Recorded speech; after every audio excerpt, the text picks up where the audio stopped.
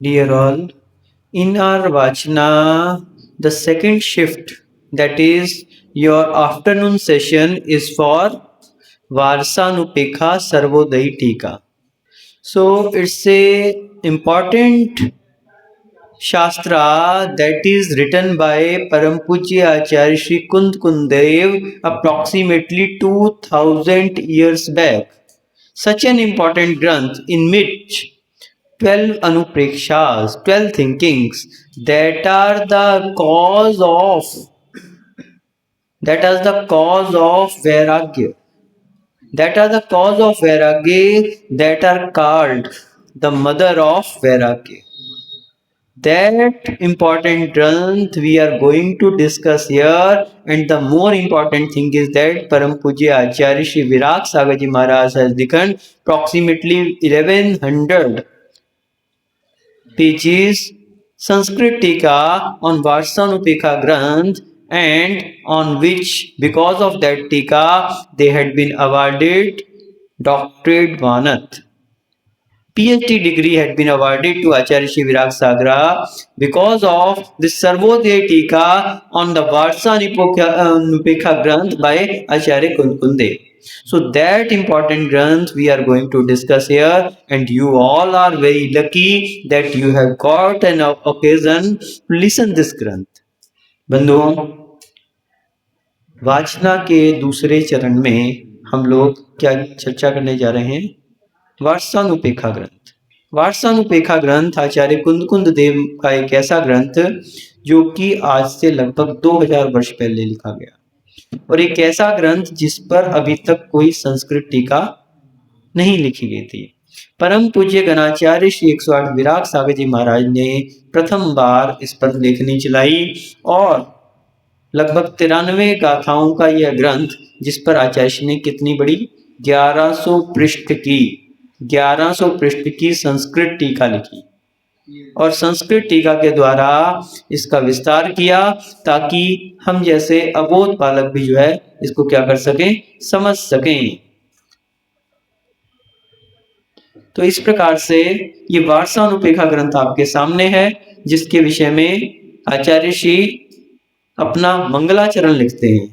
तो हम लोग सबसे पहले इसका मंगलाचरण करेंगे, क्योंकि किसी ग्रंथ के भी शुरू में सबसे पहले मंगलाचरण होना चाहिए। तो इसमें दो प्रकार के मंगलाचरण हैं, एक आचार्य कुंद देव का लिखा हुआ मंगलाचरण है, और उसके बाद आचार्य विराग सागर जी महाराज ने इस पे दूसरा मंगलाचरण किया है। तो हम दोनों मंगलाचरण को क्रमशः लेंगे। सबसे पहले सब लोग हाथ जोड़ लेंगे और मंगलाचरण करेंगे। नमिदून सव सिद्धे झाणुत्तम खविद दीह संसारे, 10 दो दो यजने, 10 दो अनुपेहणम बोच्छे। नमिदून सव सिद्धे झाणुत्तम खविद दीह संसारे, 10 दो दो यजने, 10 दो अनुपेहणम बोच्छे। वीतराग स्वभावाय सिद्धाय परमेष्ठिने, वीतरागत्वं लब्ध्यर्थं त्रियोगेन नमो नमः। अनादि संसार समुद्र मग्नान् भव्यान् जनान् तारितुं समर्था, वाणी यदीया परमा पवित्रा, तीर्थंकरास्तान् प्रणमामि भक्त्या। वीतराग मुखोत्पन्ना भारती मोक्षदायिनी, ममोपरि प्रसन्ना स्यात् वागर्थं प्रतिपत्तिये। श्री कुंदेन हि वार्षानुपेखाया रचना व्याध्यायी, विधीयते तद्विशदार्थयुक्ता सर्वोदया नामक वृत्तिरेषा। वीतराग प्रभुर्भक्ता आध्यात्म साधनोद्यता, विमल सन्मति प्राज्ञा सद्गुरुवां तान् नमस्याम। इस प्रकार से परम पूज्य आचार्य ने इस पर मंगलाचरण लिखा है, और हम लोग अधिक विस्तार पे न जाते हुए सीधे सीधे ग्रंथ का शुरुआत करेंगे, जिसमें लगभग 93 गाथाएं आचार्य श्री के द्वारा लिखी गई हैं। यह ऐसा ग्रंथ है जिसमें सबसे पहले आचार्य श्री ने ग्रंथ लिखा और ग्रंथ में क्या किया कि वीतराग स्वभावी सिद्ध परमेष्ठी के प्रति वीतरागता की प्राप्ति हेतु मन वचन काय योग से मेरा यानी कि आचार्य गणाचार्य श्री विराग सागर जी महाराज का बारंबार नमस्कार है। तो आचार्य श्री ने क्या कहा, वीतराग स्वभावाय, वीतराग स्वभाव की प्राप्ति के लिए, सिद्धाय परमेष्ठी ने, सिद्ध परमेष्ठी के लिए, वीतरागत्वम लभ्यर्थम, उसी वीतरागता को प्राप्त करने के लिए त्रियोगेन नमो नमः, तीनों योगों से क्या करता हूं मैं, नमस्कार करता हूं।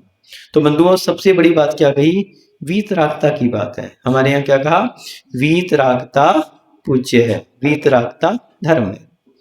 जहां वीतरागता है वहीं धर्म है, सरागता में धर्म नहीं है।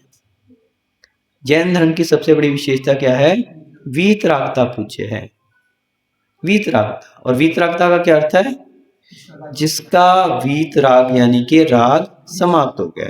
तो राग समाप्त हो गया इसका अर्थ है द्वेष भी समाप्त हो गया। तो राग और द्वेष जो हैं ये दोनों कैसे हैं, एक दूसरे से जुड़े हुए हैं। और राग और द्वेष जहां पर रहते हैं वहां पर वीतरागता नहीं आ सकती। और जहां राग समाप्त हो गया वहां द्वेष भी अपने आप से समाप्त हो जाता है। तो हमारे जो भगवान हैं वो कैसे हैं, वीतरागी हैं, वीतरागी हैं। भगवान की 3 विशेषताएं होती हैं, कौन कौन सी, वीतरागता, सर्वज्ञता और हितोपदेशिता। तो ये जो 3 लक्षण जहां पर पाए जाते हैं उन्हीं के लिए क्या कहा गया, उन्हीं के लिए नमस्कार किया जाता है। ये 3 लक्षण होने चाहिए। किसी ने पूछा कि अगर आपको राम भगवान के मंदिर में ले जाया जाए तो आप वहां पर नमस्कार करोगे। आचार्य श्री ने किसी से पूछा कि यहाँ पे राम का मंदिर है और आपको ले जाया जाए तो आप नमस्कार करोगे। तो आचार्य श्री ने बहुत सुंदर उत्तर दिया, बोले यदि आप राम के मंदिर में वीतराग अवस्था में हमारे लिए लेके जाओगे तो हम उनको नमस्कार करेंगे, और यदि आप सरागी अवस्था में राम के मंदिर में लेके जाओगे या महावीर को भी सरागी अवस्था में ले आओगे हमारे सामने तो हम महावीर को भी नमस्कार करेंगे। हमारा नमस्कार किसी व्यक्ति विशेष के लिए नहीं है, किसके लिए, वीतरागता के लिए। और वीतरागता के लिए जो नमस्कार करता है उसके लिए वीतरागता की प्राप्ति होती है। क्योंकि जिसको आप नमस्कार करते हो, नमस्कार क्यों करते हो, नमस्कार करने के पीछे कारण क्या है, वंदे तद्गुण लब्धये। हम झुकते हैं किसी के सामने, क्यों झुकते हैं, ताकि उसके गुण हमारे अंदर प्राप्त हो जाएं, उसके गुण हमें प्राप्त हो जाएं, इसलिए हम लोग झुकते हैं। तो हम सरागता के सामने झुकेंगे तो हम भी सरागी बने रहेंगे, लेकिन हम वीतराग प्रभु के सामने झुकते हैं, एकमात्र वीतरागता को नमस्कार करते हैं। और इसी कारण हम कहते हैं वंदे तद्गुण लब्धये, वीतरागता को नमस्कार करते हैं। तो बात ये हो रही थी वीतरागता की कि जहां पर राग समाप्त हो जाए वहां पर द्वेष भी अपने आप समाप्त हो जाता है। क्योंकि कहते हैं ज्ञानार्णव में शुभचंद आचार्य जी ने 21वें अध्याय के 25वें श्लोक में कहा, यत्र रागः पदम धत्ते द्वेषः तत्रेति निश्चयः उभावेतो समालम्ब्ये विक्रामत्यधिकं मनः। तो बोले कि यत्र रागः पदम धत्ते द्वेषः तत्रेति निश्चयः, जहां पर राग कदम रखता है वहां पर द्वेष निश्चित रूप से। जिस व्यक्ति से आपको राग है तो वो ही द्वेष का कारण बनेगा। एक चीज जिसमें आपको राग है वही द्वेष का कारण बनेगी। अगर राग समाप्त हो जाए तो द्वेष अपने आप समाप्त हो जाएगा। कैसे, जैसे मान लीजिए आपके पास कोई पेन है, आपको बहुत अच्छा लगता है, अब वो पेन आपके राग का कारण है, उस पेन से आपको क्या है, राग है। और जब राग है तो जो व्यक्ति उसको उठाएगा, छेड़ेगा तो आपको क्या लगेगा, खराब लगेगा, उस व्यक्ति से द्वेष भी होगा। तो दुख का कारण क्या है, ये राग और द्वेष ही तो है। हमारे अंदर जो दुख की उत्पत्ति होती है वो क्या है, वो इसका कारण यही राग और द्वेष है। हम संसार में जो भटक रहे हैं उसकी भटकन का कारण क्या है, यही राग और द्वेष है। और इस राग और द्वेष को जिसने जीत लिया, वीतराग अवस्था को प्राप्त कर लिया, निश्चित रूप से एक दिन कल्याण कर जाएगा। तो यहाँ पर वही कहा कि वीतराग स्वभाव आए, उस वीतराग स्वभाव की प्राप्ति के लिए जो नमस्कार किया जा रहा है, किस लिए प्राप्त किया जा रहा है? वीतराग स्वभाव की प्राप्ति के लिए सिद्धाय परमेष्ठी ने, तो सिद्ध प्रभु के प्रति नमस्कार कर रहे हैं। सबसे पहले सिद्ध भगवान के प्रति, अनंतानंद सिद्ध परमेष्ठी हो गए, उनके लिए नमस्कार किया गया।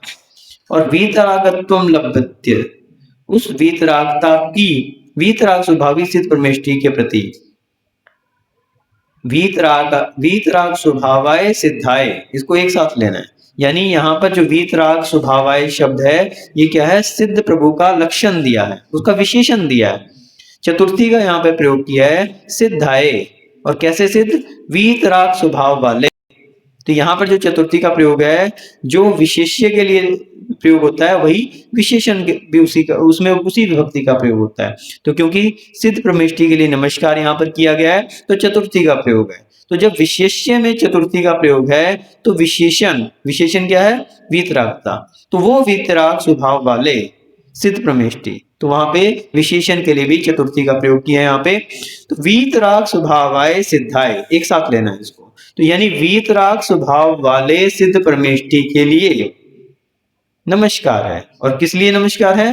वीतरागत्वम लभ्यर्थम, वीतरागता की प्राप्ति के लिए, वीतरागता की प्राप्ति के लिए उन वीतराग स्वभाव वाले सिद्ध परमेष्ठी के लिए त्रियोगेन, कैसे नमस्कार किया? त्रियोगेन, तीनों लोग, तीनों योग। तीनों योग कौन से होते हैं? मनोयोग, वचन योग और काय।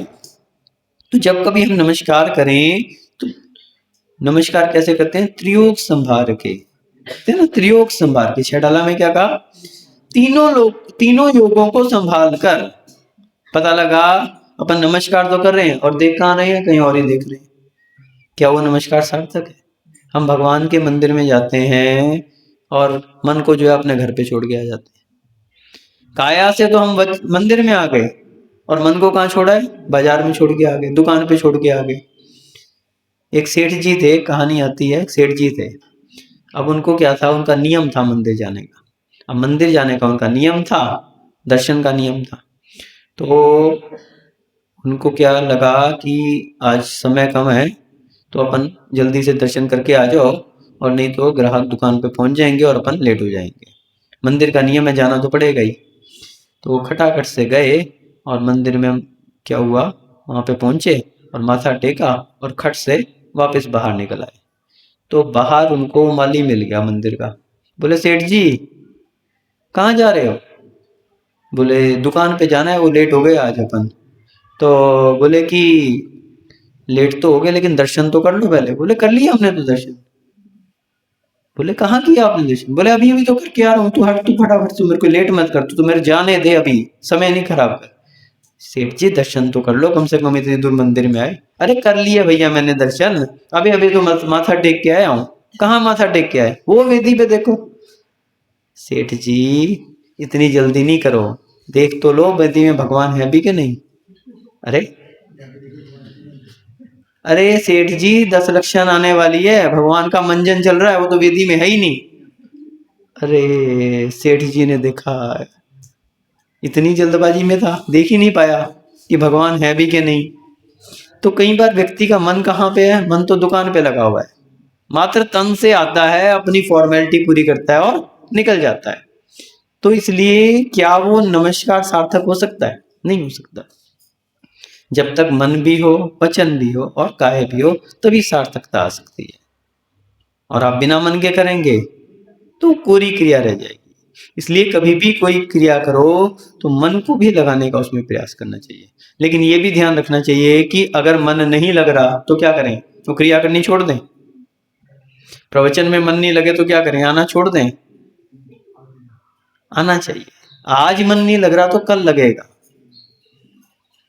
मन तो लगाना पड़ता है, और अगर नहीं लग रहा है तो कम से कम तन तो लगाओ। मन अगर नहीं भी लग रहा तो तन तो लगाओ, मन को भी लगाने का प्रयास करो। लेकिन जब तक मन नहीं लग रहा, तन को तो लगाओ। तन को लगाओगे तो उतना लाभ तो अब मिलेगा, और जब तन को लगाओगे तो एक दिन मन भी लगेगा। अच्छे कामों में मन को लगाने का प्रयास करना चाहिए, और खराब काम हो तो उसमें ना मन लगाना चाहिए और ना ही तन लगाना चाहिए।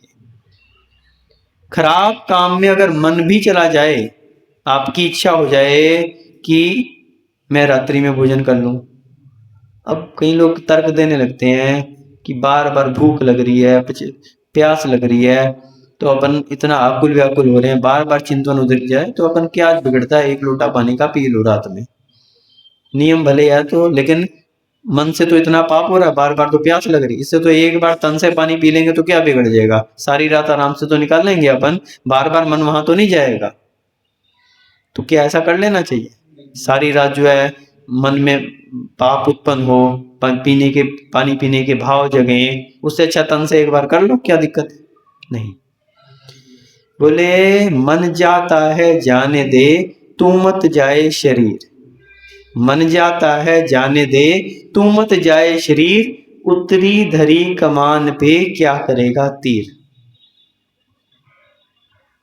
मन जा रहा है जाने दो उसको खराब काम में, लेकिन तू मत जाए शरीर, काया से तो कम से कम वैसा काम नहीं करो, क्योंकि उतरी धरी कमान पे, एक तीर कमान चलाते हैं ना बच्चे लोग, तो उसमें क्या रहता है, जो धनुष होता है तो उसे बोलते हैं कमान, और उसमें तीर लगाया जाता है, और अगर उसकी डोरी उतार के रख दो, क्या तीर चल सकता है क्या?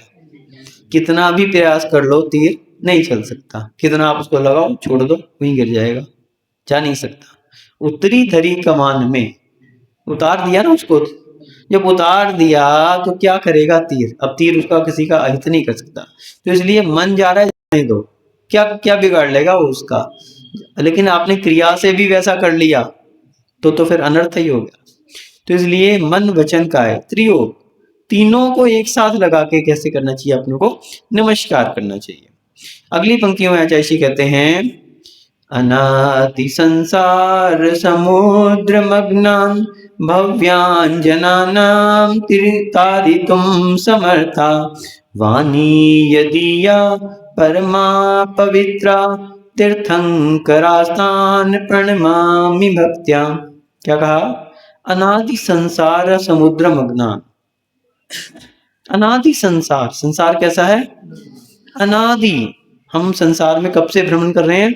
अनादि काल से। उसको क्या समुद्र, समुद्र की तुलना दी है, क्यों? समुद्र कैसा होता है? अथाह होता है, जिसकी कोई था नहीं होती, किसका कोई पता नहीं रहता कहाँ तक है। तो ऐसा ही ये संसार समुद्र है जिसमें हम अनादि काल से मग्न हैं। अनादि संसार समुद्र मग्नान, कैसे जीव हैं हम? जो अनादि काल से इस समुद्र रूप, संसार रूपी समुद्र में क्या कर रहे हैं? गोते लगा रहे हैं। भव्यान जनान तारितुम समर्था, इसको तारने में कौन समर्थ है? भव्य जनों को, मात्र भव्य जनों को ही उतारा जा सकता है, अभव्य को कभी तारा नहीं जा सकता। तो भव्य जनान तारितुम समर्था, जो भव्य जनों को तारने में समर्थ है, वो क्या है? वाणी यदीया परमा पवित्रा, वो वाणी परम पवित्र वाणी, कौन सी वाणी? जिनवाणी। तीर्थंकरास्तान प्रणमामि भक्त्या, तो जिनकी परम पवित्र वाणी, जिन तीर्थंकरों की परम पवित्र वाणी हमें भव समुद्र से तारने में समर्थ है, एकमात्र भव्य जिनों को तारने में समर्थ है, वो तीर्थंकरों की वाणी। तीर्थंकरों की वाणी ही हमें संसार समुद्र से तारने में समर्थ है, और कोई समर्थ नहीं है। ऐसे तीर्थंकरों को प्रणमामि भक्त्या, यहां पे क्या कहा? कैसे प्रणाम कर रहे हैं? भक्त्या, भक्ति के द्वारा। भक्ति यदि है तो प्रणाम करना सार्थक है, और नहीं तो फिर क्या है? वो प्रणाम करना भी सार्थक नहीं है, क्योंकि झुकते तो बहुत सारे लोग हैं, लेकिन झुकने में भी अंतर होता है। एक व्यक्ति भक्ति से झुकता है और एक दिखावे के लिए झुकता है। किसी से आपका कोई काम अटका हुआ हो ना, तो क्या करोगे आप? झुकना पड़ेगा आपको, क्यों? बॉस है वो, अगर आप उसको नहीं झुकोगे तो क्या होगा? वो आपको नौकरी से निकाल देगा। नौकर को क्या करना पड़ता है? झुकना पड़ता है। तो उसका झुकना एक अलग बात है, लेकिन एक भक्त जो है अपने भगवान के सामने झुकता है, तो वहां पे उसे कोई वेतन नहीं मिल रहा झुकने का, लेकिन वो फिर भी झुक रहा है। तो दोनों के झुकने में बहुत अंतर है। तो यहाँ पे क्या कहा, प्रणमामि भक्त्या, भक्ति से झुकना। एक झुकना होता है, एक चीता होता है ना, चीता वो कैसे झुकता है, कभी उसका शिकार सामने हो तो बिल्कुल झुक के दबे कदम से चलता है वो। क्यों? अगर वो झुक झुक के नहीं चलेगा और उसके शिकार ने उसे देख लिया तो भाग जाएगा, वो शिकार नहीं कर सकेगा। और एक कमान की हमने बात की थी अभी, धनुष की। धनुष भी जब तीर चलाते हैं तो झुकती है, अगर नहीं झुके तो तीर नहीं चलेगा। जो आपकी कमान इतनी लंबी है, जब उसे खींचेंगे तो दोनों किनारे क्या होंगे, उसके ऊपर का किनारा क्या होगा, नीचे आएगा, झुकेगा वो। तो झुकेगा तभी तीर चल पाएगा। और एक चोर, वो भी झुकता है, चोरी करने जाता है तो कैसे जाता है, बिल्कुल दबे पांव झुक झुक के, वो भी झुक रहा है। तो यहां पर वो सब झुकने की बात नहीं है, क्योंकि नमन नमन में फेर है, नमन नमन में फेर है, अधिक नमे बेईमान। नमन नमन में फेर है, अधिक नमे बेईमान, दगाबाज दूना नमे, चीता चोर कमान। नमन नमन में फेर है, अधिक नमे बेईमान, दगाबाज दूना जमे, चीता चोर कमान। बोले नमन नमन में फेर है, हर किसी के झुकने के पीछे जो उसका अभिप्राय है झुकने का वो अलग है। अधिक झुके बेईमान, जो जितना बेईमान आदमी होगा ना, अब उसे कहीं हमारी भेद प्रकट ना हो जाए तो बिल्कुल मीठे मीठे से बात करेगा, झुक के बात करेगा, हाथ जोड़ के बात करेगा। और दगाबाज दूना, जिसने किसी धोखाधड़ी कर दी वो और ही ज्यादा झुकेगा। बेईमान को तो क्या है, अभी बेईमानी करनी है, तरीका निकालना है, और जो दगाबाज दगा कर चुका है वो दुगना ही जमेगा कि कहीं हमारा भेद प्रकट ना हो जाए। चीता चोर कमान हमने बता ही दिया। चीता जो है शिकार करने के लिए जाता है बिल्कुल दबे पांव, चोर बिल्कुल दबे पांव जाएगा, झुक झुक के जाएगा। और कमान जो है तीर चलाते समय वो भी झुकती है। लेकिन यहाँ पर उन सब झुकने की बात नहीं है, यहाँ पे क्या, प्रणमामि भक्त्या, भक्ति से जो झुका जाता है वो आंतरिक झुकाव होता है। बाहर का झुकाव इतना महत्वपूर्ण है, अंदर का झुकाव महत्वपूर्ण है। और अंदर से यदि आप झुक गए तो बाहर से झुकना अपने आप प्रकट हो जाता है। जिसके प्रति हमारी भक्ति होती है, श्रद्धा होती है, आप लोग महाराज आते हैं तो उठ के खड़े हो जाते हैं, हाथ जोड़ देते हैं। अब आपको हाथ जोड़ने के लिए किसी ने कहा नहीं है, क्यों क्यों जोड़ रहे हैं आप, भक्ति से। तो भक्ति जहां है, श्रद्धा जहां है, वहां पर अंतरंग, और भक्ति कब होती है, गुणों के प्रति भक्ति होती है। सम्यक दर्शन, ज्ञान, चारित्र, ये क्या है, गुण है महाराज के अंदर। उन गुणों को प्राप्त करने के लिए आप क्या कर रहे हैं, उनके सामने झुक रहे हैं, भक्ति से झुक रहे हैं।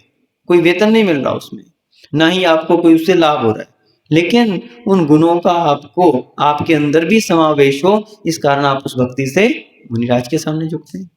तो ये भक्ति है जो प्रेरित करती है झुकने के लिए। तो यहाँ पे उसी भक्ति की बात कही, और किसके लिए कहा, तीर्थंकरों के लिए। तीर्थंकरों के लिए जिनकी वाणी, वाणी यदि या परमा पवित्रा, जिनकी पवित्र वाणी जो है, ऐसे तीर्थंकरों की संसार सागर में डूब रहे, अनादिकाल से जो संसार सागर में हम लोग डूब रहे हैं, ऐसे उन भव्य जनों को तारने में समर्थ है। ऐसे तीर्थंकरों के प्रति मैं भक्ति से प्रणाम करता हूं। और आगे क्या कह रहे हैं, वीतराग मुखोत्पन्ना भारती मोक्षदायिनी, ममोपरि प्रसन्ना स्यात् वागर्थ प्रतिपत्तिये। अब पिछला नमस्कार तो तीर्थंकरों के लिए किया था, और अगला नमस्कार उस जिनवाणी के लिए। अभी तो तीर्थंकरों के लिए, अब तीर्थंकरों की वाणी के लिए नमस्कार कर रहे हैं।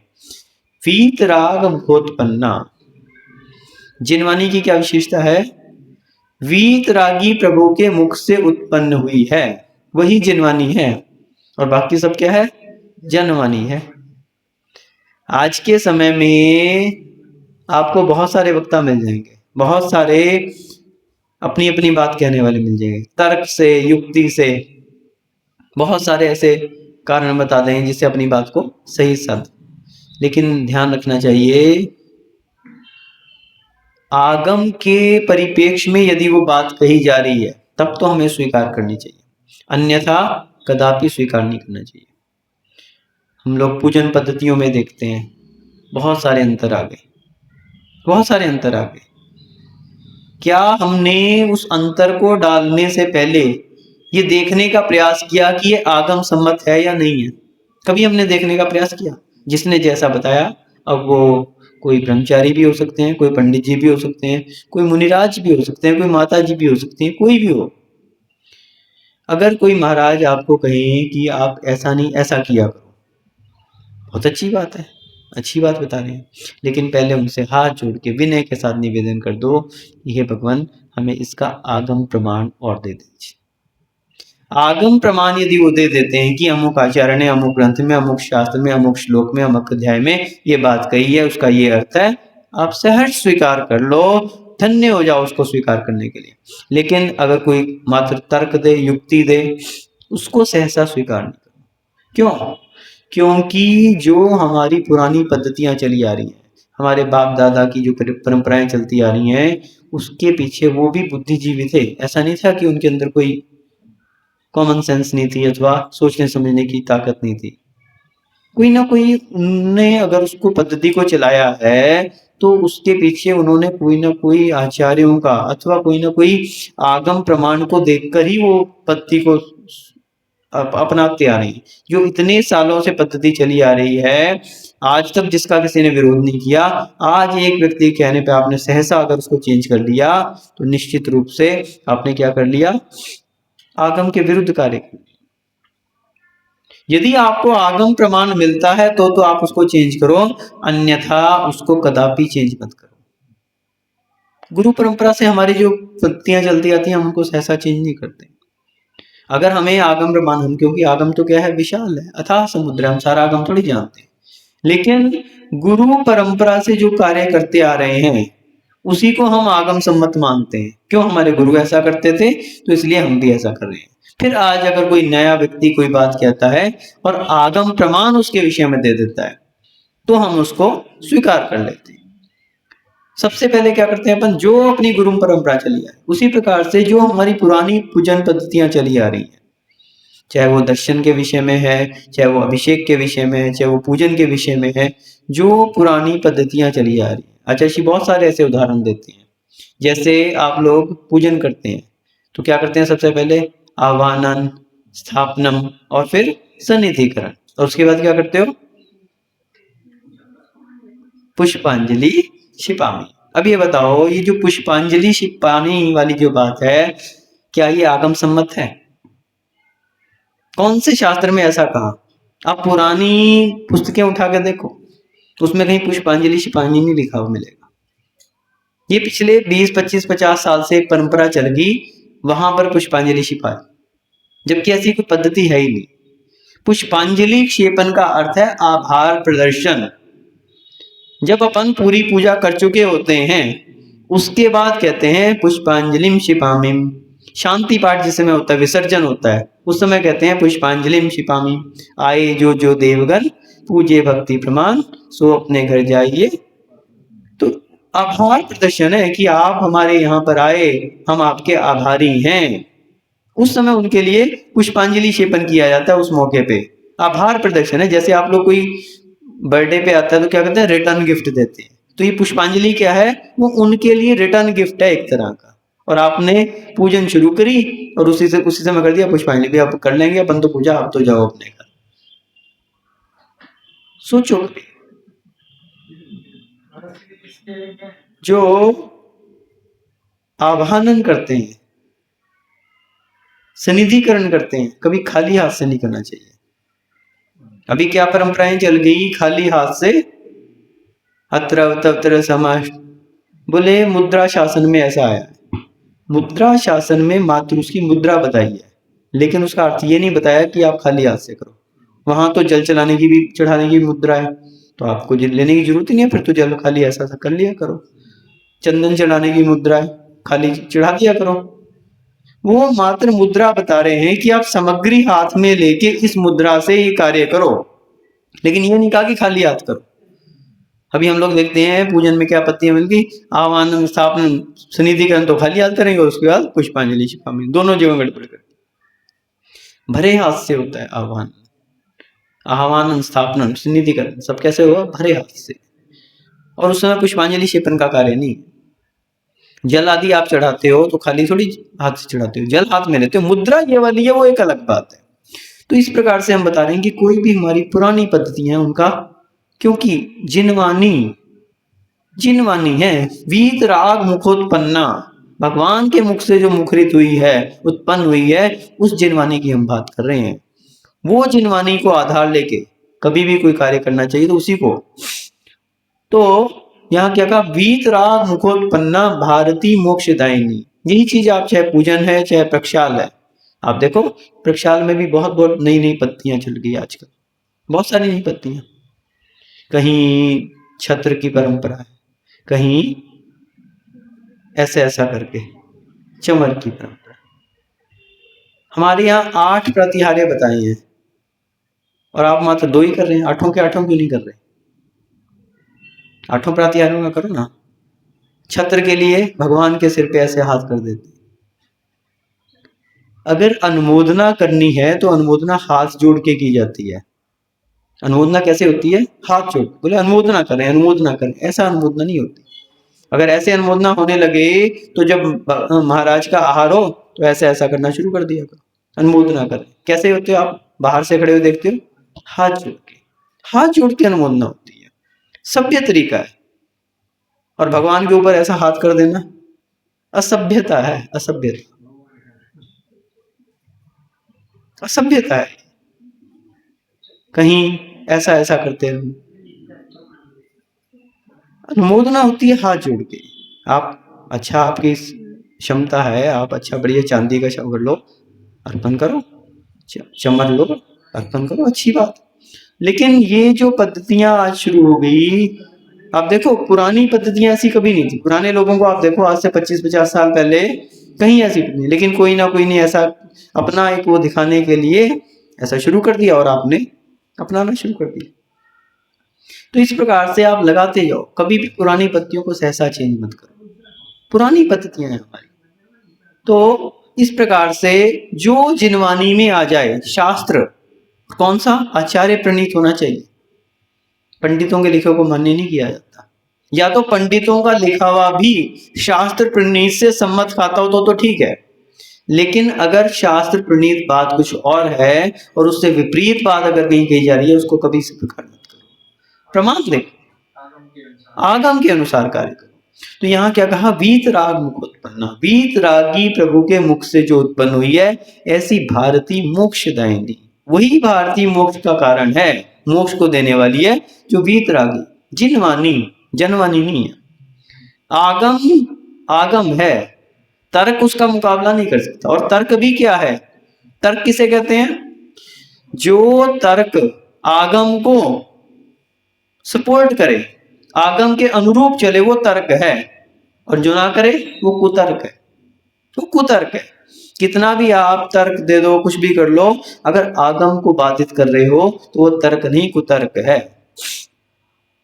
तो ममो परी प्रसन्ना स्यात्, हे जिनवानी मेरे ऊपर प्रसन्न हो, हे जिनवानी माता मुझ पर प्रसन्न हो।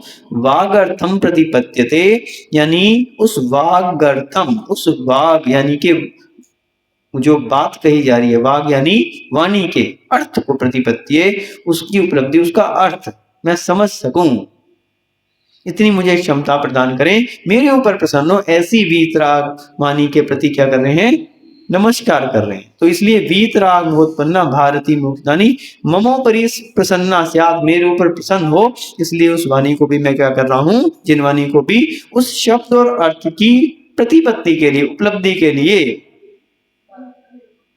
नमस्कार किया गया। तो वीतराग देव के मुखारविंद से निस्तृत एवं मोक्षदायिनी भारती जिनवानी मुझ पर प्रसन्न हो, जिससे मुझे शब्द व अर्थ की, मुझे यानी कि आचार्य विराग सागर जी महाराज जी मंगलाचरण लिखते हुए कह रहे हैं, मुझे आचार्य विराग सागर जी को शब्द एवं अर्थ की संपत्ति हो, उपलब्ध हो, मैं ये टीका लिख सकूं। इस भावना से उस जिनवानी माता को भी वो नमस्कार कर रहे हैं। और फिर इसके बाद इसके रचयिता कौन है? आचार्य कुंद कुंद देव। तो कुंद कुंद देव के लिए भी आचार्य जी ने अपना नमस्कार किया। श्री कुंद कुंदेन ही वारसानुपेक्षाया रचना व्याध्यायी विधीयते तद विशदार्थ युक्ता सर्वोदया नामक वृत्ति रेशा। तो श्री कुंद देव ने ये वार्षानुपेक्षा ये रचना जो है लिखी है, द्वादश अनुप्रेक्षा नाम की ये कृति की रचना की है। विधीयते तद विशदार्थ युक्ता, तो सर्वोदया नामक वृत्ति रेशा, तो मैं उसी ग्रंथ पर यह सर्वोदया नाम की वृत्ति यानी के टीका, उस ग्रंथ का अर्थ जो है उसको स्पष्ट करने का प्रयास कर रहा हूं, यह टीका लिखने के लिए प्रयास कर रहा हूं। इसलिए उन्होंने अपने मंगलाचरण में आचार्य कुंद देव को भी नमस्कार किया। और फिर अंत में क्या कहते हैं, वीतराग प्रभुर भक्ता आध्यात्म साधनोद्यता विमल सन्नमति प्राज्ञा तदकुर्वान्ता नमस्याम। परम पूज्य आचार्य विराग सागर जी महाराज की एक विशेषता रही है, और यूं कहें कि जितने भी बड़े आचार्य और जितने भी महापुरुष हुए हैं उनकी विशेषता क्या रही है, वो कभी भी अपने गुरुओं को नहीं छोड़ते, कभी भी भूलते नहीं। गुरुओं को हमेशा वो अपने स्मरण रखते हैं। जितनी भी बातें वो कहते हैं कि मैंने अपने गुरु से सीखी है। आचार्य विराग सागर जी महाराज बहुत बार अपने प्रवचनों में, आपने तो सुने हैं, वाचनाएं हुई हैं आपके यहाँ, तो चातुर्मास भी हुए हैं, तो आपने अनेक बार सुना होगा। तो बार बार क्या कहते थे, ऐसा आचार्य विमल सागर जी महाराज कहा करते थे, ऐसा आचार्य सन्मति सागर जी महाराज। तो आचार्य जी अपने प्रवचनों में कई बार ये बात बतलाते थे कि जितने भी महापुरुष हैं वो हमेशा अपनी बात कैसे अपने गुरुओं को आधार लेकर कहते हैं, उनका हमेशा स्मरण रखते हैं, उन्हीं की बात को आगे बतलाते हैं। वो बतलाते थे कि आचार्य विद्यासागर जी कहते थे कि आचार्य ज्ञान सागर जी महाराज ने मैंने मुझे ये बात कही है। ऐसे ही आचार्य सन्मति सागर जी कहते थे कि आचार्य विमल सागर जी महाराज से मैंने ये बात सीखी है। आचार्य विमल सागर जी कहते थे कि आचार्य महावीर कीर्ति महाराज ऐसा कहते थे। तो ये जो एक परंपरा है, और वही महान बनते हैं जो अपने गुरुओं का हमेशा स्मरण करते हैं। आचार्य विष्णु सागर जी महाराज बहुत बार आचार्य विराग सागर जी महाराज का नाम लेते हैं। तो हमेशा अपने गुरुओं का जो बहुमान रखता है, निश्चित रूप से वही अपने जीवन में उन्नति और विकास को प्राप्त होता है। तो यहाँ क्या कहा, वीतराग प्रभुर भक्त्या, जो वीतराग प्रभु के भक्त हैं, वीतराग प्रभु के भक्त हैं, ऐसे आध्यात्म साधनोद्यता, अध्यात्म साधना में उद्यत हैं, लगे हुए हैं। उद्यत का अर्थ है लगे हुए हैं, ऐसा नहीं कभी कर ली कभी नहीं, लगे हुए हैं, निरंतर जो आध्यात्म साधना में लगे हुए हैं। ऐसे विमल सन्मति प्राज्ञा, ऐसे आचार्य विमल सागर जी महाराज और आचार्य सन्मति सागर जी महाराज, सदगुरुस्तान नमस्माहम। तो उन ऐसे सदगुरुओं के लिए, कौन कौन, आचार्य विमल सागर जी महाराज और प्रज्ञा संपन्न सन्मति सागर जी महाराज।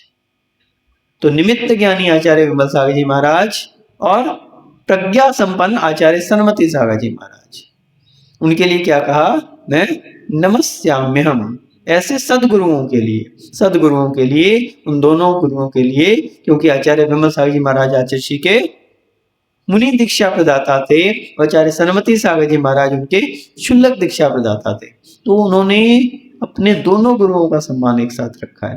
तो ऐसे दोनों गुरुओं के लिए उन्होंने क्या कहा कि मैं गणाचार्य विराग सागर प्रणमाम्यहम नमस्याम्यहम, मैं उनके लिए नमस्कार करता हूं। तो इस प्रकार से आचार्य विराग सागर जी महाराज ने अपने मंगलाचरण के द्वारा सर्वोदया टीका लिखने से पहले सबसे पहले जिनेन्द्र देव के लिए, सिद्धों के लिए नमस्कार किया, फिर अरिहंत परमेश्वरी तीर्थंकर भगवान के लिए नमस्कार किया, उसके बाद जिनवानी के प्रति नमस्कार किया, फिर ग्रंथ रचयिता आचार्य कुंद देव के लिए नमस्कार किया, और अंत में अपने दीक्षा प्रदाता आचार्य सन्मति सागर जी महाराज और आचार्य विमल सागर जी महाराज के लिए भी नमस्कार किया। तो देव, शास्त्र, गुरु और सिद्ध परमेष्ठी सभी को उन्होंने एक साथ नमस्कार करके मंगलाचरण किया। तो हमने सुबह बताया था कि मंगलाचरण किसे कहते हैं, जिसमें देव, शास्त्र, गुरु की स्तुति की जाए, वही मंगलाचरण है। इसके अलावा आप कोई भी भजन बोल लो, कोई भी स्तुति बोल लो, जिसमें देव, शास्त्र, गुरु का उल्लेख है तब तो ठीक है,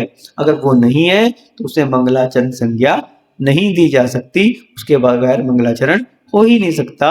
क्योंकि मंगल कितने होते हैं, अरिहंत मंगल, सिद्ध मंगल, साधु मंगल और केवली प्रणीत धर्म मंगल, यही मंगल होते हैं। किसी गृहस्थ का यदि आप गुणगान कर दोगे तो वो मंगलाचरण नहीं कहा जा सकता। इस प्रकार से हमने आचार्य श्री विराग सागर जी महाराज के लिखे हुए मंगलाचरण को समझा। और आगे हम जो ग्रंथकार हैं आचार्य कुंद देव, उन्होंने जो प्रथम श्लोक का जो मंगलाचरण किया था उसके विषय में भी आगे समझने का प्रयास करेंगे। इस प्रकार से इस सर्वोदया टीका, और सर्वोदया टीका की हम विशेषता बता दें कि ये सर्वोदया टीका एक इतनी महत्वपूर्ण टीका है जिसमें 12 अनुप्रेक्षाओं के माध्यम से आचार्य श्री ने वस्तु स्वरूप का निरूपण किया है।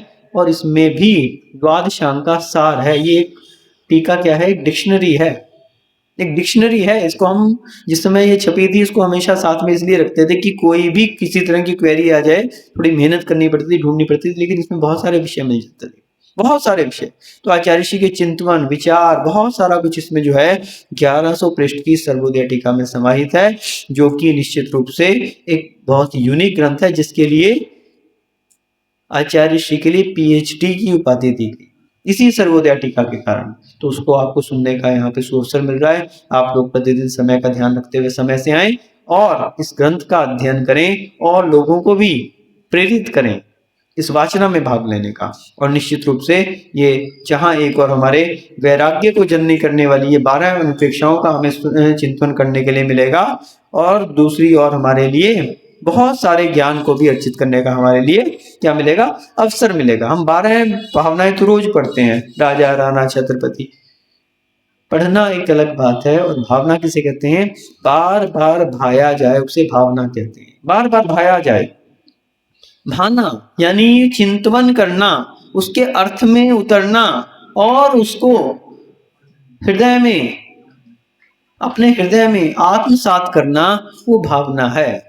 और वो भावना ही एक दिन मुक्ति का कारण बनती है।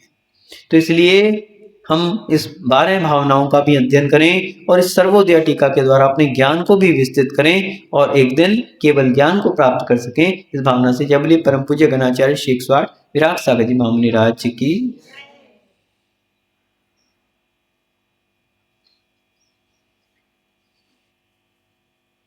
सब लोग जिनवानी स्तुति के लिए खड़े हो जाएंगे। परिणाम सिद्धि स्वात्मोपलब्धि शिव सौख्य सिद्धि नामनि चिंतित वस्तु दानी तम वंदे मानस देवी।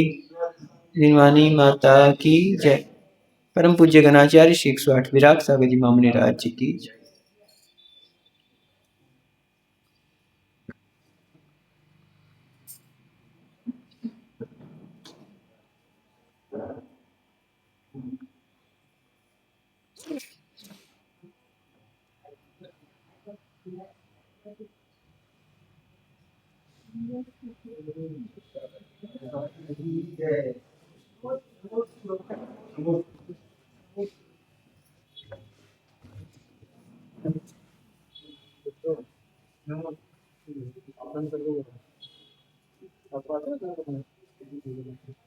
अरे इसको तो बंद करो, जो बंद कर